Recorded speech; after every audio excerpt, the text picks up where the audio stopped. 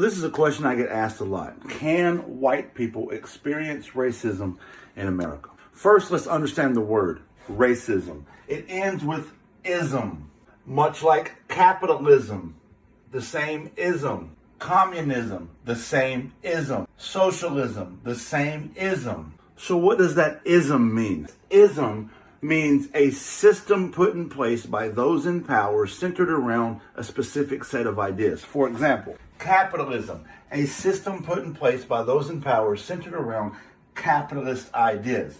Communism is a system put in place by those in power centered around communist ideas.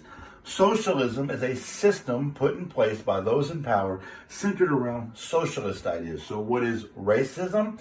It's a system put in place by those in power centered around racist ideas. So then, can white people experience racism? What you're saying is when somebody says to you, cracker, honky, I don't trust white people, colonizer, white devil, that you're experiencing racism. Well, you're not. Let me explain. What you're experiencing is called prejudice. Prejudice is when someone has an idea about you based purely on the way you look. The reason that's not racism is this. The black community is incarcerated at a rate 3 times higher than white people for the same crime, are shot by the police at a rate 3 times higher than white people. A traditional black name on a resume will receive a callback 5 times less commonly than a traditional white name. White people are not victims of racial profiling, redlining, gentrification.